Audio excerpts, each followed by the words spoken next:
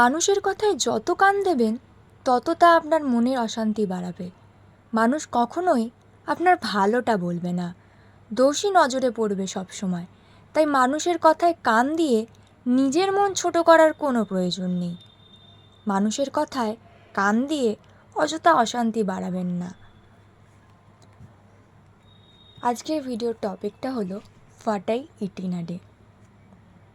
প্রথমেই ঘুম থেকে উঠে খেয়ে নিয়েছিলাম জল, তারপর খেয়ে নিয়েছিলাম গরম গরম চা আর বিস্কুট।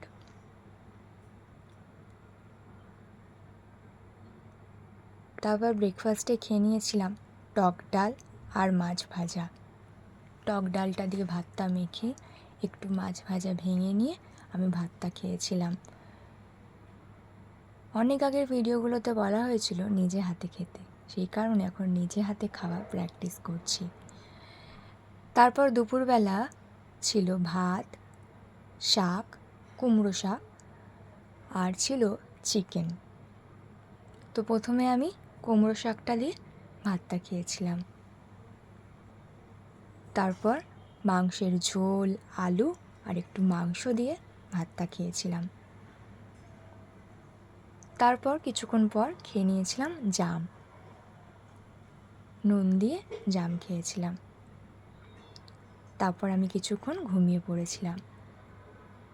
ঘুম থেকে উঠে খেয়ে নিয়েছিলাম চা আর বিস্কুট।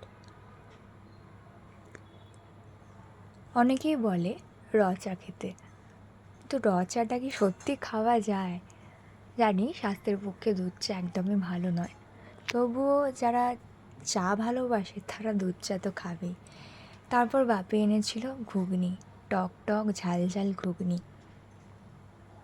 তো টক টক ঝাল ঝাল ঘুগনিটা খেয়ে নিয়েছিলাম। এই ঘুগনিটা কিন্তু নিরামিষ ঘুগনি, এই ঘুগনিটায় কোনো পেঁয়াজ দেওয়া হয় না। তারপর খেয়ে নিয়েছিলাম ডিমের পোচ। ডিমের পোচ, ডিম সিদ্ধ, এগুলো আমার একটু ভালো লাগে বেশ খেতে। তারপর ডিনারে ছিল ভাত, সাথে ছিল মোচার তরকারি আর ছিল ডিমের ঝোল। প্রথমে মোচার তরকারিটা দিয়ে ভাতটা খেয়েছিলাম,